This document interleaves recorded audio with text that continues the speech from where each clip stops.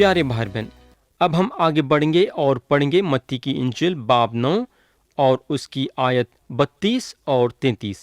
لکھا ہوا ہے، جب وہ باہر جا رہے تھے تو دیکھو لوگ ایک گونگے کو اس کے پاس لائے جس میں بدرو تھی، اور جب وہ بدرو نکال دی گئی تو گونگا بولنے لگا، اور لوگوں نے تعجب کر کے کہا کہ اسرائیل میں ایسا کبھی نہیں دیکھا گیا۔ پیارے بھائی بہن، مسیح کا یہ 11واں معجزہ تھا۔ ایک اور آدمی جس میں بدرو ہے اچھا کیا جاتا ہے۔ متی کی انجیل باب 8 اور 9 میں دیکھیں گے تو تیسرا واقعہ ہے جہاں مسیح بدرو کو نکالتے ہیں۔ کلام یہاں یہ نہیں بتاتا ہے کہ کتنے سالوں سے آدمی کو بدرو پکڑ کے تھی، مگر کلام ضرور یہ بتاتا ہے کہ جب وہ آدمی کو مسیح کے پاس لائے تو مسیح وہ بدرو کو نکال دیے۔ جو انسان بدرو کا شکار تھا مسیح کے ذریعے سے آزاد ہو گیا۔ میرے دوست، آج انسان روحانی طور سے گنگا ہے۔ آج انسان کئی طرح کے باتیں کرتا ہے مگر روحانی طور سے گنگا ہے۔ آپ انسان کو روحانی باتیں بولتے نہیں دیکھیں گے۔ روحانی باتیں بولنے کے لیے انسان کو مسیح کے پاس آنا ضروری ہے۔ انسان اس لیے روحانی طور سے گنگا ہے، کئی کو بولے تو انہیں گناہ میں جکڑا ہوا ہے۔ گناہ سے چھٹکارا صرف مسیح دلا سکتے ہیں۔ کئی کو بولے تو انہوں ہمارے گناہوں کے لیے صلیب پہ اپنی جان دے کے پوری قیمت چکائے۔ اب ہم دیکھیں گے کہ فرشتیوں کا کیا رویہ تھا جب مسیح یہ آدمی میں سے بدرو کو نکال دیے۔ آیت 34 میں لکھا ہوا ہے، مگر فرشتیوں نے کہا کہ یہ تو بدروں کے سردار کی مدد سے بدروں کو نکالتا ہے۔ پیارے دوست، ہم کو معلوم ہونا چاہیے کہ فرشتیاں مسیح کے کاموں کا انکار نہیں کر سکے۔ ان لوگاں اپنے آنکھوں سے دیکھے کہ انہوں بدرو کو یہ آدمی میں سے نکالے، اور وہ آدمی ان کے سامنے بولنے لگا۔ فرشتیاں یہ دیکھے اور یہ بات بھی مان لیے کہ یہ آدمی بدرو کا شکار تھا، مگر مسیح کو کسی طرح سے بھی نیچے گرانے کی کوشش کرتے تھے، مگر مسیح کبھی ان کے سامنے نہیں گرے۔ کیوں؟ انہوں جو بھی کرتے تھے خدا کے طاقت سے روح میں معمور ہو کے کرتے تھے۔ فرشتیاں ان کو کچھ تو نہیں بولے، مگر ان لوگاں کچھ نہ تو کچھ بولنا تھا اور بولے۔ ان لوگاں بولنے لگے کہ یہ تو بدروں کے سردار کے مدد سے بدروں کو نکالتا ہے۔ ہم کو یہ معلوم ہونا چاہیے کہ جب انسان کسی سے نفرت کرتا ہے تو اس کے خلاف کچھ بھی بولنے کے لیے تیار ہو جاتا ہے، یاد رکھو۔ اور یہ فرشتیاں یہ نہیں دیکھے کہ ان لوگاں کس کے خلاف آواز اٹھا رہی۔ ان لوگاں یہ جاننا نہیں چاہتے تھے کہ جس کے خلاف ان لوگاں بول رہی وہ خدا کا ایک لوتا بیٹا ہے، جو یہ دنیا میں ہر ایک انسان کے گناہوں کی معافی کا راستہ بننے کے لیے آیا۔ ایسے سب باتیں کر کے فرشتیاں اپنی روحانی زندگی کھو بیٹھے۔ آیت 35 پڑھیں گے، لکھا ہوا ہے، اور یسوع سب شہروں اور گاؤں میں پھرتا رہا اور ان کے عبادت خانوں میں تعلیم دیتا اور بادشاہت کی خوشخبری کی منادی کرتا اور ہر طرح کی بیماری اور ہر طرح کی کمزوری دور کرتا رہا۔ پیارے بھائی اور بہن، یہاں جب کلام یہ بتاتا ہے کہ بادشاہت کی خوشخبری کی منادی کرتا، اب سوال یہ پیدا ہوتا ہے کہ بادشاہت کی خوشخبری کا کیا مطلب ہے؟ بادشاہت کی خوشخبری کا مطلب یہ ہے کہ خدا کی بادشاہت قریب آ گئی ہے، یعنی کہ اب ہم بادشاہ سے ملنے کے لیے تیار رہنا ہے۔ یہ ایک ایسی دل کی بات ہے جو دل بادشاہ یعنی کہ یسوع مسیح کو قبول کرنے والا دل ہے، جو یسوع مسیح کو قبول کرنے کی قابلیت رکھتا ہے۔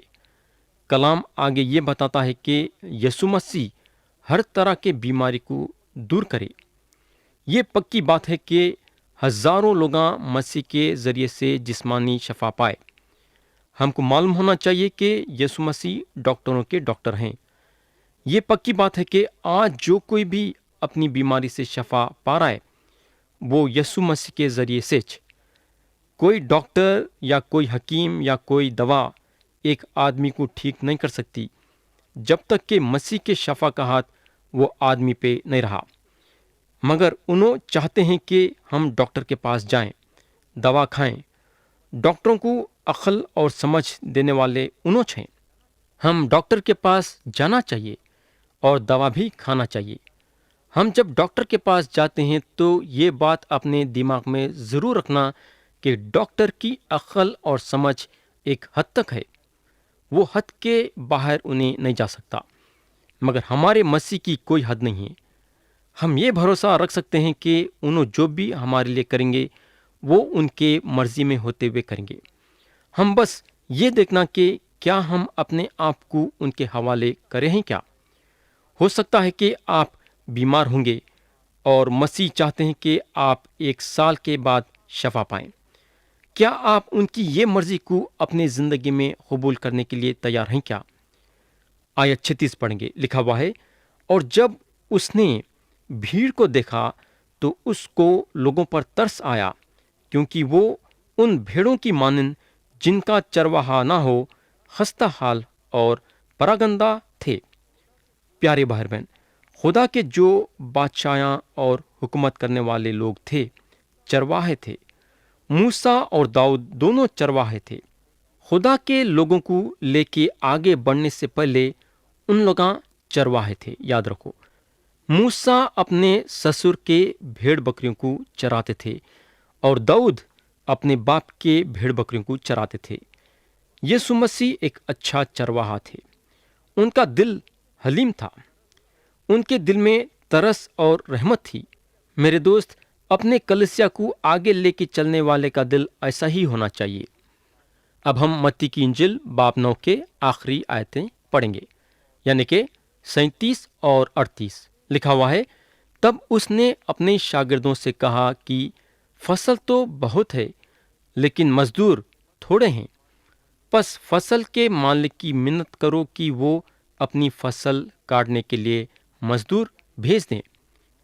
پیارے بھائی بہن، مسیح جب دنیا میں تھے تو دعا پہ بہت زور دیے۔ آج بھی جب انہوں آسمان میں خدا کے سیدھے ہاتھ کی طرف بیٹھے ہیں، آپ کے لیے اور میرے لیے دعا کر رہے ہیں۔ ان کی تعلیم یہ تھی کہ ہم ہمیشہ دعا کرتے رہنا، دعا میں ہم کبھی بھی پیچھے نہیں ہٹنا۔ ادھر میں مسیح اپنے شاگردوں کو خاص طور سے بول رہے ہیں کہ فصل کے مالک کی منت کرو کہ وہ اپنی فصل کاٹنے کے لیے مزدور بھیج دیں۔ میرے بھائی، میں آپ سے ایک سوال کرنا چاہوں گا۔ میرا سوال یہ ہے کہ مسیح کو کیا ضرورت تھی ان کے شاگردوں کو یہ بولنے کے لیے کہ فصل کے مالک کی منت کرو؟ میرے دوست، بولنے کا مطلب یہ ہے کہ خدا دعا بغیر کچھ کرنے والا نہیں ہے۔ چاہے تو خدا بغیر منت کرے کہ مزدوروں کو بھیج سکتا، اس کے لیے کوئی مشکل کی بات نہیں ہے، مگر خدا یہ طریقے سے کام کرنا نہیں چاہتا۔ خدا جو ہے دعا کو بہت ہی وزن دیا ہے۔ تو پیارے بھائی بہن، کیا آپ دعا کر رہے ہیں کیا؟ اگر آپ اپنی زندگی میں کامیابی چاہتے ہیں، یا اپنی خدمت گزاری میں کامیابی چاہتے ہیں، یا پھر اپنے گھرانے میں کامیابی چاہتے ہیں، تو اس کا ایک ہی طریقہ ہے اور وہ ہے دعا۔ بلا ناغہ دعا کرو۔ تو یہاں ختم ہوا باب 9، اور اب ہم متی کے انجیل کے 10ویں باب پہ جائیں گے۔ ہم پڑھیں گے آیت 1۔ لکھا ہوا ہے، پھر اس نے اپنے 12 شاگردوں کو پاس بلا کر انہیں ناپاک روحوں پر اختیار بخشا کہ ان کو نکالیں اور ہر طرح کی بیماری اور ہر طرح کی کمزوری کو دور کریں۔ پیارے بھائی بہن، ادھر اگر ہم دیکھیں گے تو اختیار کس کے پاس ہے؟ اختیار مسیح کے پاس ہے، یعنی کہ ناپاک روحیں نکالنا، ہر طرح کی بیماری کو دور کرنا اور ہر طرح کی کمزوری کو دور کرنا، اور مسیح یہ اختیار اپنے شاگردوں کو دیتے ہیں۔ میرے دوست، آج آپ دیکھ رہے ہوں گے کہ خدا کے چاہنے والے دعا کے ذریعے سے لوگوں کو ان کی بیماری سے شفا دے رہے ہیں اور بدروہیں بھی نکال رہے ہیں۔ ان میں کوئی طاقت نہیں ہے، یہ طاقت اور یہ اختیار ان لوگوں کو مسیح کے پاس سے ملی ہے۔ تو ادھر ہم ایک بات ضرور یاد رکھنا کہ شفا دینے والے خدا کے چاہنے والے نہیں ہیں، بلکہ خدا خود ہے۔ ہم جب دعا کے ذریعے سے شفا پا جاتے ہیں تو ہماری نظر وہ انسان پہ نہیں رکھنا جو ہمارے لیے دعا کرا ہے، بلکہ ہماری نظر یسوع مسیح پہ رہنا اور سارا جلال ہم مسیح کو دینا چاہیے۔ تو ادھر اگر ہم دیکھیں گے تو انہوں اپنے 12 شاگردوں کو اپنے پاس بلاتے ہیں اور یہ اختیار دیتے ہیں۔ اب ہم آیت 2 سے 4 پڑھیں گے۔ لکھا ہوا ہے، اور 12 رسولوں کے نام یہ ہیں: پہلا شمعون جو پترس کہلاتا ہے، اور اس کا بھائی اندریاس، زبدی کا بیٹا یعقوب اور اس کا بھائی یوحنا، فلپس اور بارتلمائی، توما اور متی محصول لینے والا، حلفائی کا بیٹا یعقوب اور تدی، شمعون خنانی اور یہودا اسکریوتی جس نے اسے پکڑوا بھی دیا۔ تو پیارے بھائی بہن، یا مسیح یہ 12 کو چنتے ہیں اپنے خدمت گزاری میں استعمال کرنے کے لیے، مگر ہم کو ایک بات معلوم ہونا چاہیے کہ یہ 12 میں سے ایک چور تھا، اور مسیح کو یہ بات معلوم تھی۔ پیارے دوست، ہم کو معلوم ہونا چاہیے کہ اگر ایک آدمی خدمت گزاری کرتا ہے اور چور ہے تو بھی اس کے چوری کرنے سے مسیح کی خدمت گزاری نہیں رکتی، یاد رکھو، مگر نقصان ضرور وہ چور کا ہوگا۔ نقصان یہ ہوگا کہ انہیں آسمان کی بادشاہت میں داخل نہیں ہو سکتا، یعنی کہ جنت میں خدا کے ساتھ بادشاہت نہیں کر سکتا۔ ہم کو معلوم ہونا چاہیے کہ جنت میں چوروں کی ضرورت نہیں ہے۔ چوری کرنا گناہ ہے اور ایک گنہگار خدا کے ساتھ جنت میں نہیں رہ سکتا۔ تو یہاں دیکھے تو یہ 12 میں ایک چور ضرور تھا۔ آیت 5 اور 6 پڑھیں گے۔ لکھا ہوا ہے، ان 12 کو یسوع نے بھیجا اور انہیں حکم دے کے کہا کہ غیر قوموں کی طرف نہ جانا اور سمریوں کے کسی شہر میں داخل نہ ہونا، بلکہ اسرائیل کے گھرانے کی کھوئی ہوئی بھیڑوں کے پاس جانا۔ پیارے بھائی اور بہن، اگر ہم اس حساب سے چلیں گے تو ہماری خدمت گزاری اسرائیلیوں کے درمیانچ ہونی چاہیے، مگر ایسی بات نہیں ہے۔ ہمارا بلاوا اعمال کی کتاب باب 1 اور اس کی آیت 8 ہے، جہاں مسیح بولتے ہیں، لیکن جب روح القدس تم پر نازل ہوگا تو تم قوت پاؤ گے، اور یروشلم اور تمام یہودیہ اور سمریا میں بلکہ زمین کی انتہا تک میرے گواہ ہوگے۔ تو پیارے بھائی بہن، یا مسیح سمریا کا نام بھی لیے ہیں، مگر جب انہوں اپنے شاگردوں کو بھیجا رہے تھے تو سمریوں میں نکو جاؤ بولے۔ اب ہم یہ دیکھیں گے کہ مسیح جب شاگردوں کو بلائے تو ان لوگوں کو کیا پیغام دیو بولے۔ لوگوں کو پیغام پہنچانا تو تھا۔ میرے دوست، وہ پیغام ہم کو آیت 7 میں ملے گا، جہاں مسیح بولتے ہیں، اور چلتے چلتے یہ منادی کرنا کہ آسمان کی بادشاہت نزدیک آ گئی ہے۔ میرے دوست، سب سے بڑی بات یہاں یہ غور کرنے کی ہے کہ مسیح کے شاگرد گھوڑوں پہ یا گدھوں پہ سوار نہیں تھے مسیح کی منادی کرنے کے لیے، بلکہ پیدل جا رہے تھے۔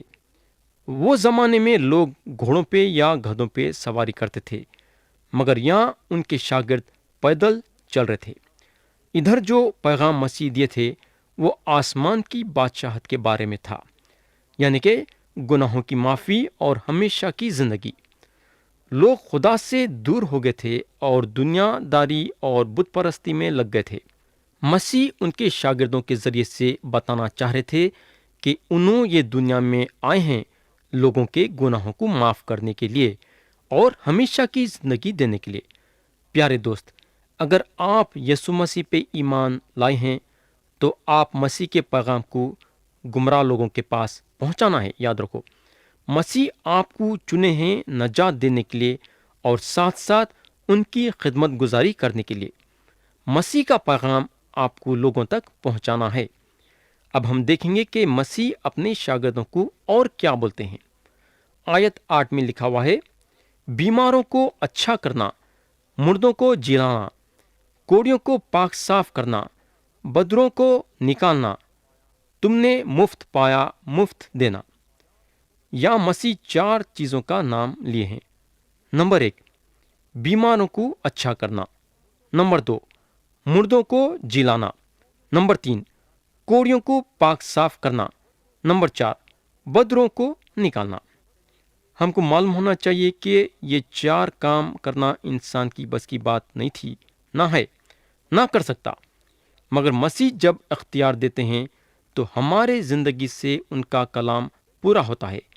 کئی کو بولے تو انہوں ہمارے اندر رہ کے کام کرتے ہیں۔ بولنے کا مطلب یہ ہے کہ کرنے والے مسیح ہیں، ہم تو صرف ان کے ایک اوزار ہیں جس کا انہوں استعمال کر رہے ہیں۔ شاگرداں کے پاس کوئی طاقت یا قدرت نہیں تھی یہ چاروں کام کرنے کے لیے۔ شاگرداں مسیح کے صرف اوزار تھے جن کا مسیح استعمال کر رہے تھے۔ پیارے دوست، مگر خوبی یہ ہے کہ یہ شاگرداں اپنے آپ کو مسیح کے حوالے کرے، ان لوگاں ان کے اوزار بنے۔ تو کیا آپ مسیح کے اوزار بننا چاہیں گے کیا؟ یہ ہوگا۔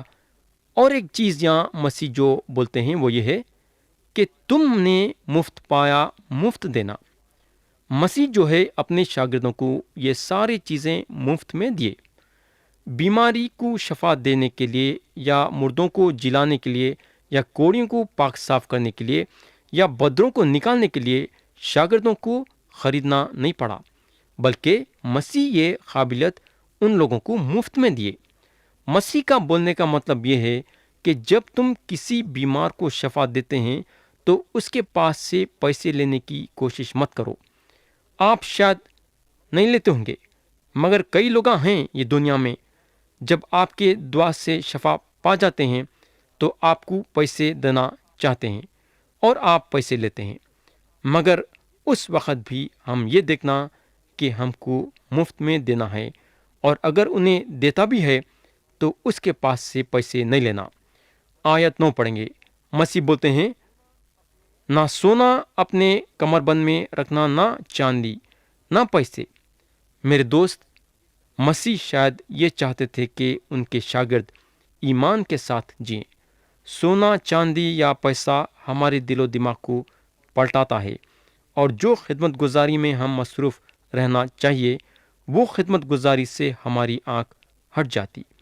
اس کا نتیجہ یہ ہوتا کہ ہمارے خدمت گزاری میں اثر نہیں رہتا۔ مگر میرے دوست، صرف چند لوگوں کو یہ قسم کا بلاوا ہے۔ زیادہ تر مسیح چاہتے ہیں کہ لوگ کام کریں، اور جہاں بھی وہ کام کر رہے ہیں ان کے لیے گواہی بنے۔ تو پیارے بھائی اور بہن، اگر آپ نوکری کر رہے ہیں اور چاہتے ہیں کہ نوکری چھوڑ کے خدمت گزاری کریں، تو میری التجا یسوع مسیح کے نام سے یہ ہے کہ ایسا نہ کرو۔ ایسا کریں گے تو آپ ہی مصیبت میں آ جائیں گے۔ اگر بلاوا مسیح کے پاس سے ہے تو آپ کو فکر کرنے کی ضرورت نہیں ہے، انہوں آپ کے جسمانی ضرورتوں کا خیال ضرور کریں گے۔ آیت 11 پڑھیں گے۔ مسیح بولتے ہیں، اور جس شہر یا گاؤں میں داخل ہو دریافت کرو کہ اس میں کون لائق ہے، اور جب تک وہاں سے روانہ نہ ہو اسی کے یہاں رہو۔ پیارے بھائی اور بہن، یہ آیت کو ہم 2 نظریے سے دیکھ سکتے۔ ایک نظریہ یہ ہے کہ ہم اگر خدمت گزاری کرنے کے لیے ایک شہر میں جاتے ہیں تو جانے سے پہلے بندوبست کرنا کہ ہم کہاں ٹھہریں گے۔ شہر میں جا کے پریشان ہونے سے تو تیاری کے ساتھ شہر میں داخل ہونا اچھی بات ہے۔ یہ پکی بات ہے کہ کوئی نہ تو کوئی رہیں گا آپ کا استقبال کرنے کے لیے۔ یہ ہوگا۔ اب دوسرا نظریہ یہ ہے کہ اگر ایک خدا پرست ہمارے شہر میں آتا ہے تو ہم اس سے جگہ دینا چاہیے۔ اگر گھر میں جگہ نہیں ہے تو الگ بات ہے، لیکن جگہ ہے تو خدا پرستوں کا استقبال کرنا چاہیے۔ میرے دوست، اس کا اجر آپ کو ہے، آپ خدا کے طرف سے برکت پائیں گے۔ ایک خدا پرست کو اپنے گھر میں اتارنا مسیح کو اتارے ویسا ہے۔ آیت 12 اور 13 میں مسیح بولتے ہیں، اور گھر میں داخل ہوتے وقت اسے دعائے خیر دو، اور اگر وہ گھر لائق ہو تو تمہارا سلام اس سے پہنچے، اور اگر لائق نہ ہو تو تمہارا سلام تم پر پھر آئے۔ میرے دوست، یہ ضرور یاد رکھنا کہ جب کوئی ہم کو اس کے گھر میں قبول کرتا ہے تو دعا کرنے نہیں بھولنا. یاد رکھو، جس گھر میں بھی ہم داخل ہوتے ہیں وہ گھر کے لیے خدا کے طرف سے ضرور برکت چاہنا. مگر اور ایک بات یہ بھی یاد رکھنا کہ کئی گھر ہیں جو ہمارے کو قبول کرنا نہیں چاہیں گے. زبردستی نہیں ہے، اس میں آپ کا نقصان نہیں ہے، آپ کا انتظام کہیں اور ہو جائے گا. خدا بہت بڑا ہے. جب انہیں آپ کو اپنے خدمت گزاری کے لیے استعمال کرا ہے تو آپ کے رہن سہن کا بھی استعمال کریں گا. مگر نقصان ضرور وہ گھر کا ہوگا جو گھر آپ کو اجازت نہیں دیتا ہے ان کے گھر میں داخل ہونے کے لیے. اب ہم یہ دیکھیں کہ مسیح آیت 14 میں کیا بولتے ہیں. اور اگر کوئی تمہیں قبول نہ کرے اور تمہاری باتیں نہ سنی تو اس گھر یا اس شہر سے باہر نکلتے وقت اپنے پاؤں کی گرد جھاڑ دیں. تو دوست، جو گھر آپ کو نہیں رکھتا ہے وہ گھر کا نقصان یہ ہے کہ وہ گھر میں مسیح بھی داخل نہیں ہوں گے. بولنے کا مطلب یہ ہے کہ جو آپ کو قبول کرتا ہے وہ مسیح کو قبول کرتا ہے، اور جو آپ کو ٹھکراتا ہے وہ مسیح کو ٹھکراتا ہے.